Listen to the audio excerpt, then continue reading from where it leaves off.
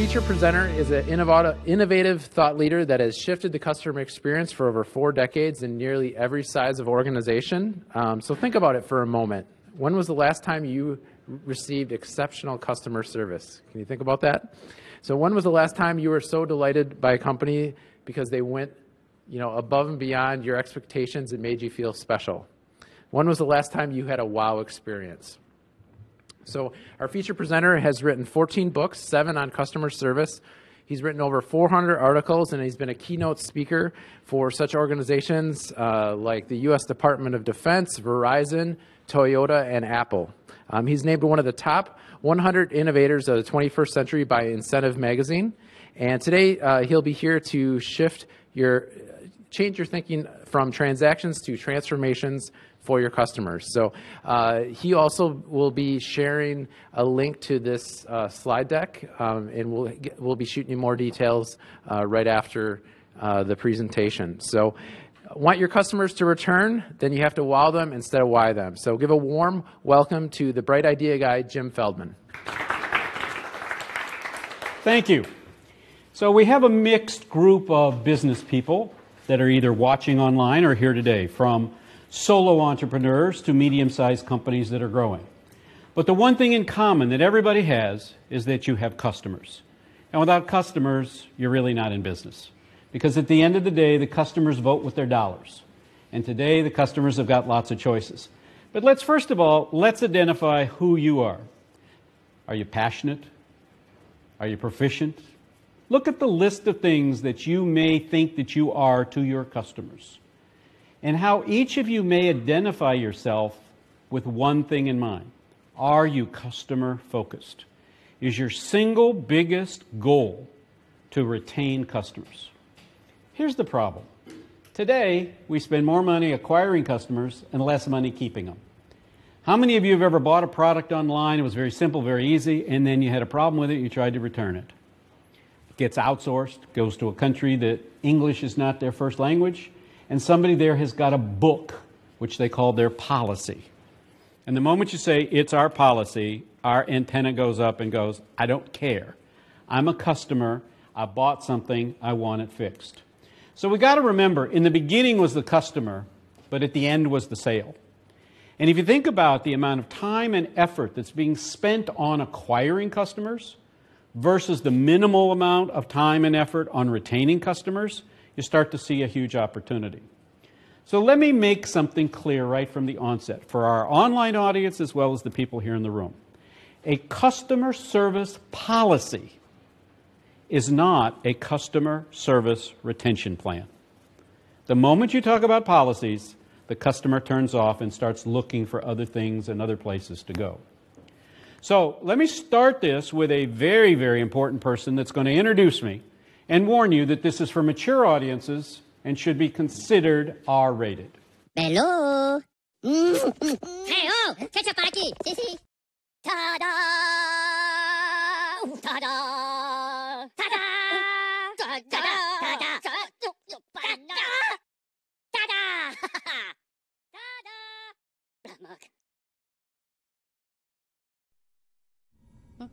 Thought it was over, didn't you?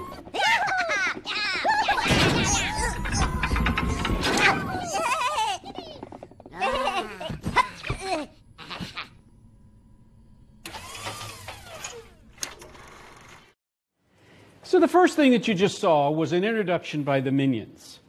I'm licensed to use those copyrighted images.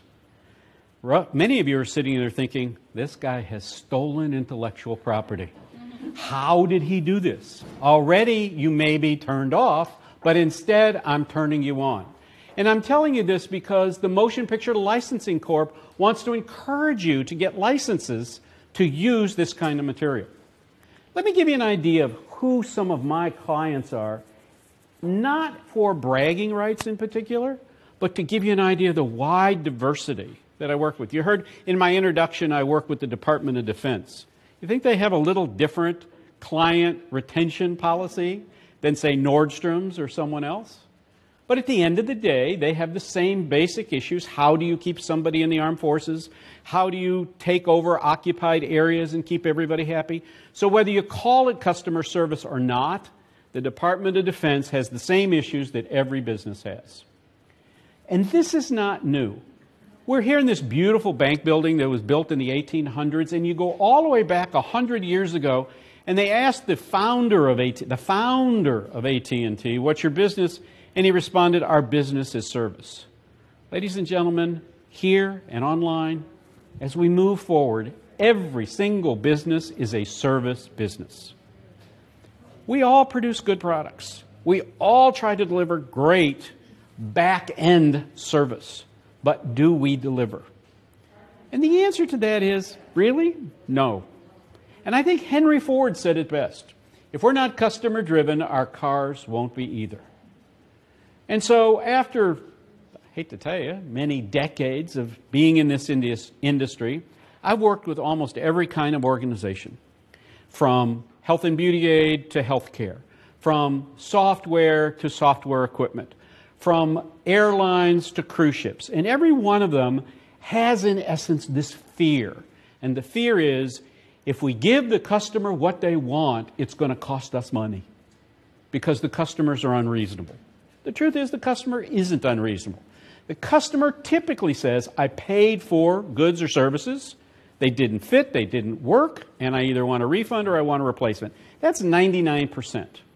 It should be easy. It should be easy today, but it isn't. And the reason is because we're in a deep depression. We're in a deep depression on any number of fronts. And we're in a deep depression in particular on customer service. Customer service has become polarized. I get better customer service from my veterinarian who calls me up right after the dog has been in. He goes, how's he doing? How's he feeling? Etc. I could go in and have a brain transplant or a heart transplant and never hear from them again. They don't know if I'm dead or alive. Why? Because they've moved on to the next patient. When we were working with Lexus, one of the things that we recommended was a blank sheet of paper. Lexus brought everybody into the room, and we literally all had legal pads, and that's how Lexus got created. No preconceived notions. And one of the notions was, when you leave a Lexus dealership, the car should be washed. Now, you would think that that's a pretty simple thing to do. What Lexus was afraid of at the time is that people would bring their car in just to get it washed. And when the dealers raised that question at the first dealer council meeting, I said, fellas, ladies, the customer's in there waiting for their car to be washed. Isn't this a perfect time to show them the new car? Isn't this a perfect time to introduce them to a maintenance program? Isn't this a perfect time to find out if anything else is wrong with the car? And the net result is everybody now that's really in service in the dealership size washes your car. If they don't, you complain about it because you think that's now part and parcel of a service visit. Look, it's called a customer return policy for a reason. So let's not why them, let's wow them. Last week I had to return something. I was on hold for 15 minutes. I went back to my notes. It took me less than a minute and a half to buy it. When they finally answered the phone, they said, we have to get you to a supervisor, but we don't have any here today. And I was talking to the phone company. I'm always amazed that when I talk to the phone company, I get put on hold and they say, the wait time is 15 minutes. If you're the phone company, add more phone lines. I don't understand. I just don't get it. So let's look at where we are. The customer is more demanding, and there needs to be an immense dedication because at the end of the day, our customers aren't loyal anymore. They're not. Wall Street Journal, Forbes, Fortune basically says up to 40% of your customers are going to leave without you knowing why. It's the natural attrition in today's business. Think about it for a second. How many of you were happy with your hairdresser, your dentist, your veterinarian, and you left them unannounced? Not many. On the other hand, how many of you have tried a different grocery store, a different gas station, a different dry cleaner, because you didn't get the service that you expected? You didn't go back to the dry cleaner and say, I'm unhappy. You just went and found somebody else and never went back again. Now today, if we had all day, then I would take you through what I call the 12 steps of how I'm going to help you learn to date your customers better. And I'm going to explain the concept of dating, and I see smiles and smirks, and everybody kind of goes, oh, where's he going with that?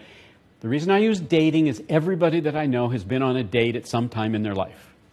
Remember the first date, how everything had to be perfect.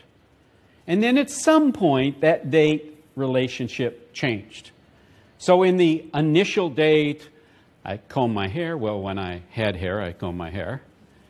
I would make sure that everything was flossed, everything was shined, everything was this, everything was that. But by the time you got into the relationship, 5, 6, 7 times down, things changed, and it would become much less formal.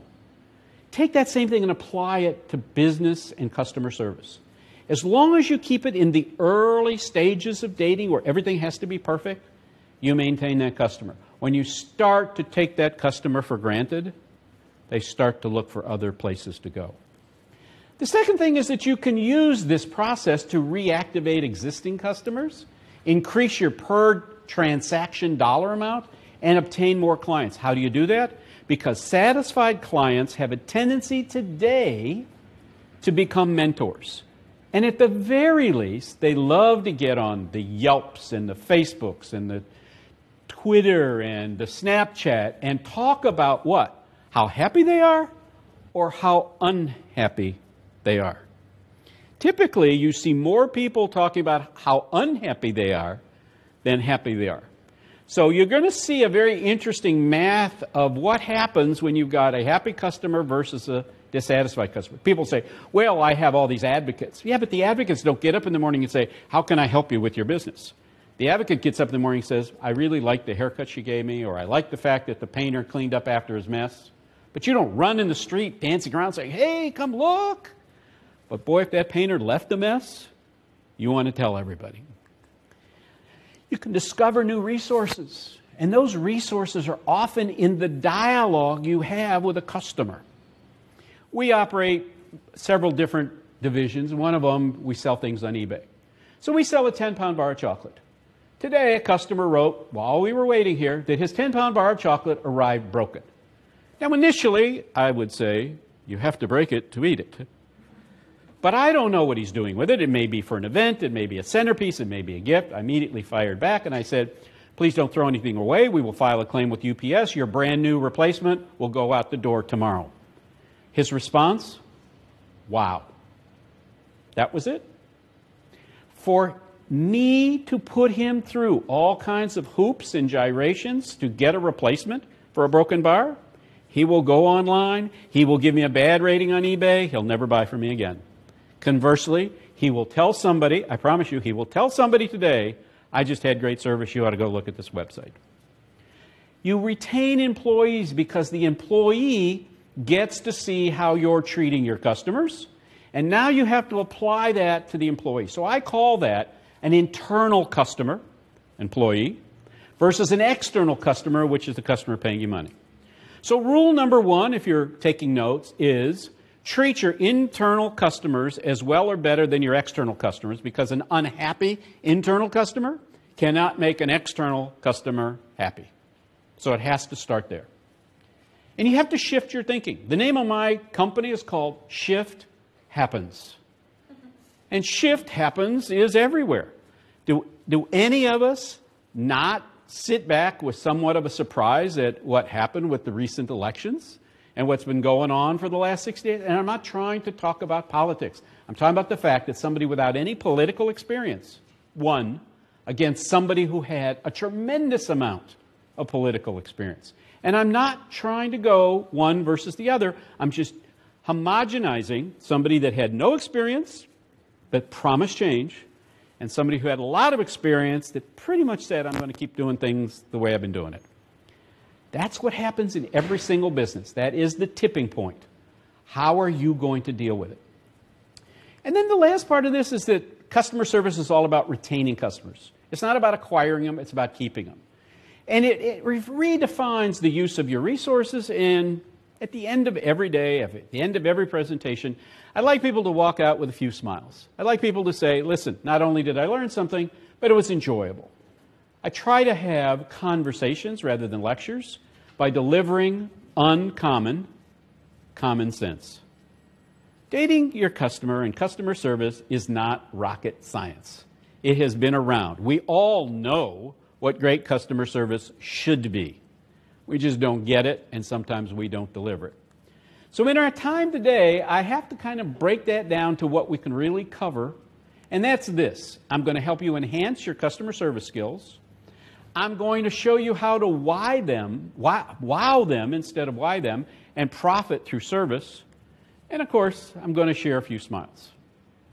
So number one is, today it's Carpe Diem. And Carpe Diem says, seize the day. But the day is different. Today you're perfecting the unknown, not the known. You're reaching out. People go, well, what if I fail? Well, failure is the second cousin to success. If you go online and you look at the history of the Walt Disneys and the Steve Jobs and the Thomas Edisons, you will see how many times they failed, how many times they were fired, how many things didn't work out for them, and yet you remember them for their successes. And the easiest one for me is Babe Ruth. In the year that he was the home run king, he was the strikeout king. But nobody talks about his strikeouts. They only talk about his home runs. So at the end of the day, you've got to listen, you've got to really listen, you've got to engage, you've got to inspire, you've got to respond, and you've got to value the customer. And that all leads you to profitability. So the first thing that I talk about in every single meeting I have with every single client is what we all refer to as WIIFM. What's in it for me? And over the years, I noticed my clients couldn't remember it. They couldn't remember the acronym. They got confused. And then one day I was walking through the airport and they had this big Wi-Fi sign to let me know that Wi-Fi was there. And so now, every time you see a Wi-Fi, which is pretty ubiquitous today, don't think of it as Wi-Fi in the sense of the wireless, but think of it in terms of connectivity with your customer and your employee. And so you'll see that my abbreviation is a smaller I. So it's still W-I, small I, F-M, but it's always what's in it for me. And if you don't do what's in it for me, this is what happens. So let me introduce you to Jerry Seinfeld and a very short version of bad customer service. Can I help you? Name, please. Seinfeld, you made a reservation for a mid-size, and she's a small. I'm kidding around, of course. Yes. Okay, let's see. Oh, I'm sorry, we have no mid-size available at the moment. I don't understand. I made a reservation. Do you have my reservation? Yes, we do. Unfortunately, we ran out of cars. But the reservation keeps the car here. That's why you have the reservation. I know why we have reservations. I don't think you do. If you did, I'd have a car. See, you know how to take the reservation, you just don't know how to hold the reservation. And that's really the most important part of the reservation, the holding. Anybody can just take them. Let me speak with my supervisor. Here we go. Now watch what happens. The supervisor. You know what she's saying over there? What? Hey, Marge, see those two people over there? They think I'm talking to you. So you pretend like you're talking to me. Okay, now you start talking. Oh, you mean like this, so it looks like I'm saying something, but I'm not really saying anything at all? Okay, now you say something else, and they won't yell at me because they thought I was checking with you. Oh, great, I did. I think that's enough. See you later. I'm sorry, my supervisor says there's nothing we can do. Yeah, it looked like you were in a real conversation over there. But we do have a compact if you would like that. Fine. All right. Well, we have a blue Ford Escort for you, Mr. Seinfeld. Would you like insurance? Yeah, you better give me the insurance because I am going to beat the hell out of this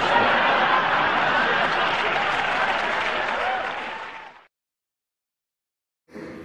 Think about what happens when you have a complaint and they put you on hold.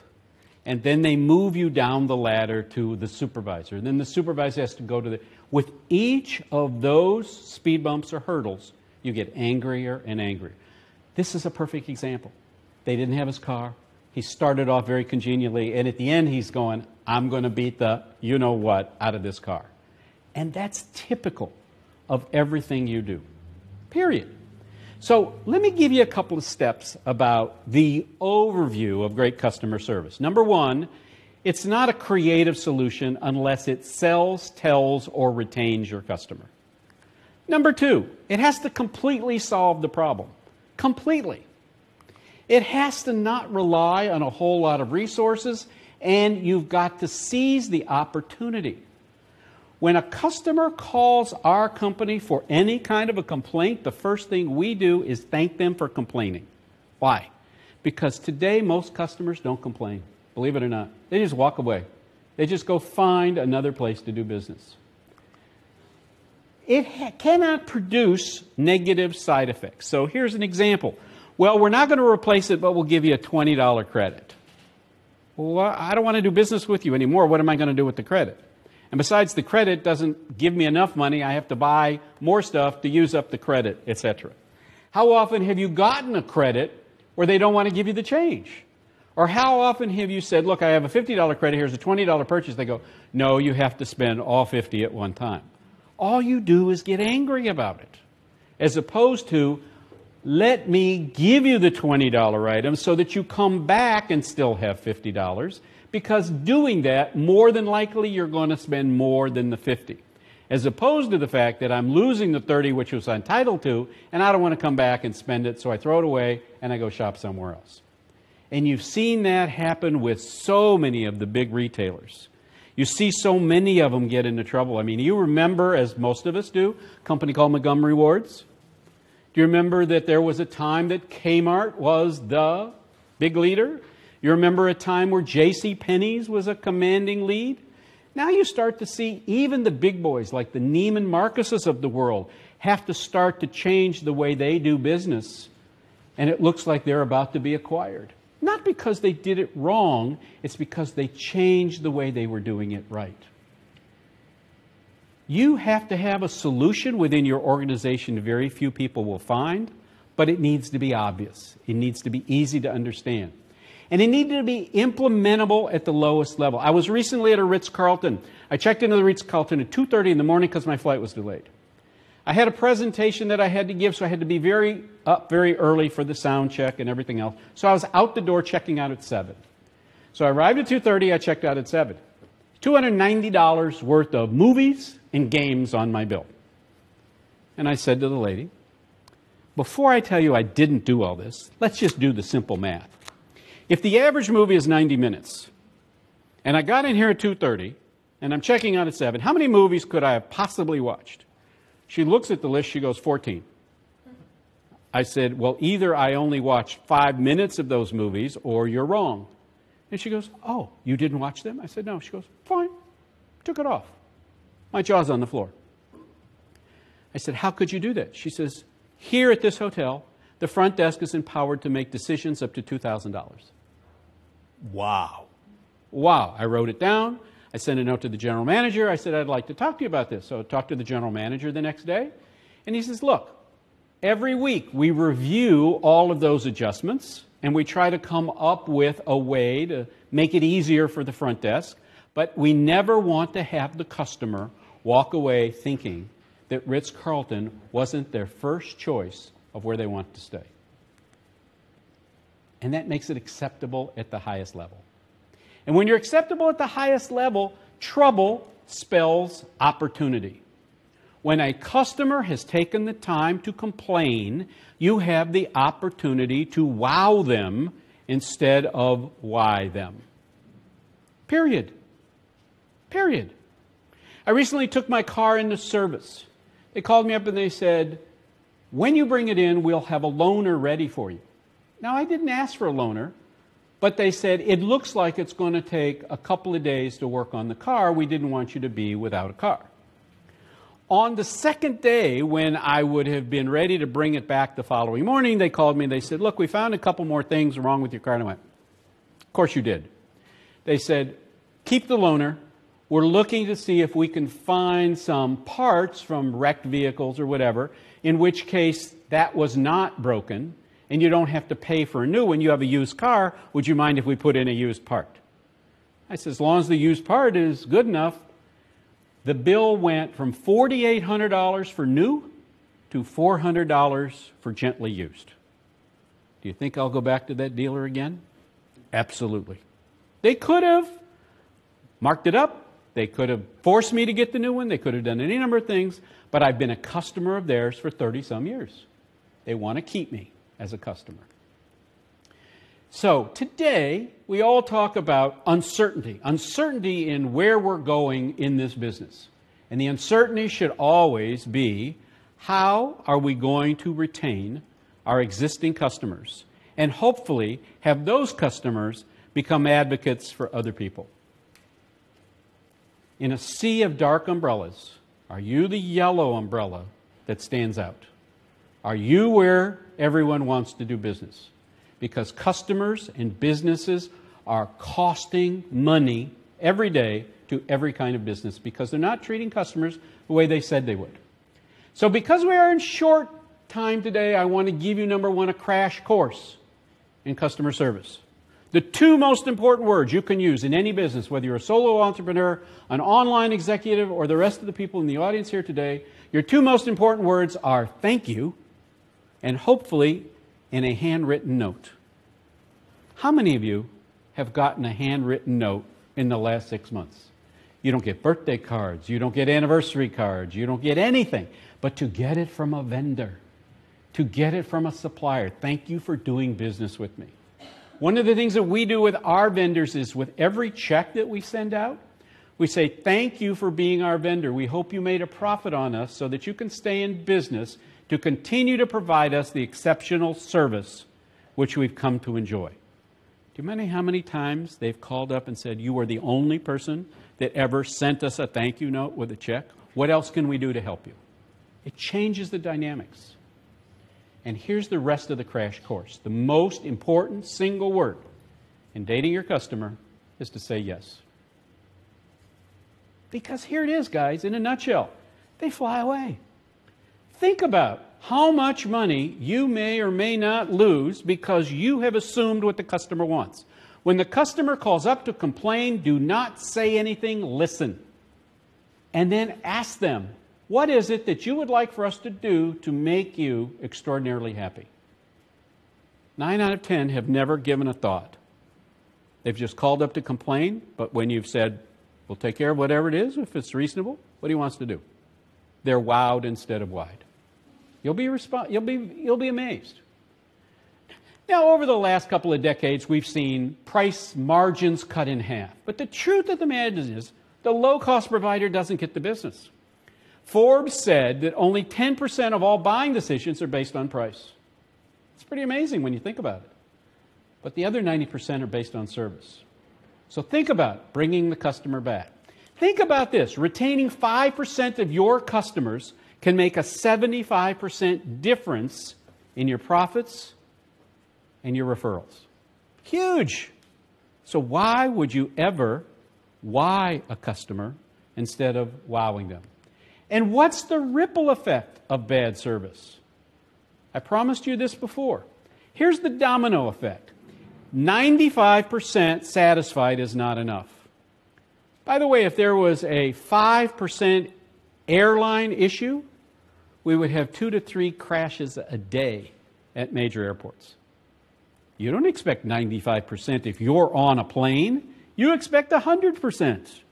And the thing is that those 5 dissatisfied customers will tell 20 others. But unfortunately, a satisfied customer generally only tells one person. And that one person may be Facebook, LinkedIn, Twitter, etc. So I ask all of you, what are you going to do differently tomorrow that's going to get you better results than we got today? So look at your own business. What kind of a service culture do you have? Are you committed to keeping new customers and acquiring new ones? Do you have an internal focus on service? Do you also understand that it is a retention culture as opposed to an acquisition culture? And lastly, can you be ridiculous and willing to fail? Go out, try it. Here's the good news. You can try anything with one customer. Doesn't mean you got to do the same thing with the next customer. Then you learn from it. And here's the questions that I think you should ask yourself as we move through this very issue. How will we wow them, and how will we be different?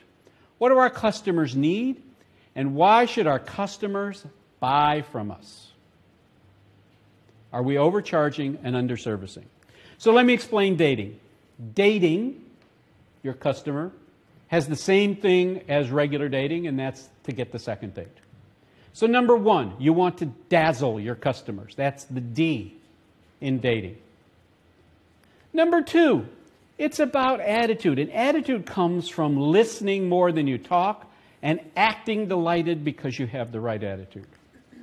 Number three, T, treat the customers uniquely.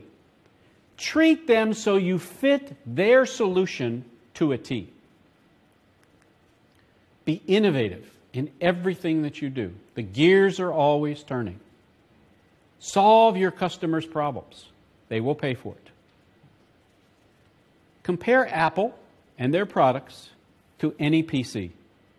People that have Apples have relationships with the Apple and the Apple Store and the Apple product. The moment you go to PCs, whether it's Samsung or LG or Hewlett-Packard or Ash or anybody else, it's a tool because they've never built the culture. While they may be more technologically advanced at this point, they are not engaging their customer in the same way that Apple does. And remember, you want to nurture the relationship with your customers and your employees. So I talk about internal incentives. I talk about all kinds of things that your employees should become engaged in so that they become satisfied, so that they can become advocates for you when they're talking to your customer. And remember, to guarantee the relationship, you've got to have 100% money-back guarantee, period, no exceptions. Now, you could say there is a lifelong time of this product expectancy. So if whatever occurred in the second year of a 5-year life expectancy, you can discount it. People understand the wear and tear factor. They don't expect that if a product has a problem in 2 years, you're going to give them a brand new one. But what most companies do is they should all over themselves. Think about it. We should have done this. We should have done that. So remember, you provide solutions, not deliver products. You create value, not provide services. You engage your customer, not sell to them. People don't like to be sold to, but they like to buy from. I like to buy from somebody. I have a fear of dentists. My dentist has a sign on the wall that says, "We cater to cowards." The day I saw that, I knew he was my dentist. He's not necessarily the cheapest, but he understands that my fear of dentists has to be mitigated for me to continue to do there. Because he is a problem solver who charged for his wisdom. When customers come to you to complain, they're giving you an opportunity to create a joint resolution. Ask them, as I said to you before, "Sir, madam, what would make you happy? How do we solve this problem?" You got the cold pizza delivery. You got the wrong pizza delivery. Well, we'll pick up the bad one and we'll send you a new one. Well, what are they going to do with the one they picked up? You can't resell it. So the best thing is, keep it. The fellow with the broken chocolate bar, UPS will probably pay the claim. He will get to keep that broken chocolate bar, and he will get a new one. All of a sudden, he got 2 chocolate bars for the price of one and great service. What else can I do? Come up and cut it for him and plate it? I mean, it's really that kind of service that will bring him back. So one of the things that I try to have everybody do is to call their own company and be a customer. Call up your own organization and say, "I have a problem," and see what happens. I one day told my staff, no matter who calls, you solve the problem. Don't pass it to me. You have the total authority to take care of it. So I was standing in the office, phone rang. "No, he's not here." "No, I don't know when he'll be back." "No, I don't know how to reach him right now. He's in a meeting." "I'll be happy to take a message." "Absolutely. No problem." I'm standing there and I'm waving. I'm saying, "Well, whatever it is, I can take the call." Yes, yes, I'll be sure he gets the message. Thank you. Hung up. I said, who was that? She goes, it was your mother. She wanted to know if you're coming over for Thanksgiving. I said, let's revisit how we interpret keep the call away from me. She was doing exactly what she was told. And I said to her, how are you going to wow my mother today? She says, well, I would have given the phone over to you. I said, that's exactly right. So the next time she calls, make sure that I take the call, because now I'm going to get a call from her or an email or a text going, okay, Mr. Big Shot, how come you don't have time to talk to your mother? And of course, that's exactly what it was. So remember, you cannot misunderstand the perspective of the person on the other side of the call. Try to have that empathy. Try to call in sometime and see how you treat that within your organization. And always listen. Always listen. And for those of you that are online and those that are here today, here's one of the most important pieces of information I want to share with you. When you're listening, the customer may be talking. Don't talk. The customer may be listening. Let me do that one more time. I think it's that important. Listen, because the customer may be talking. And don't talk, because the customer may be talking. And remember that the customer may not always be right, but there's no percentage in telling them that the customer is wrong.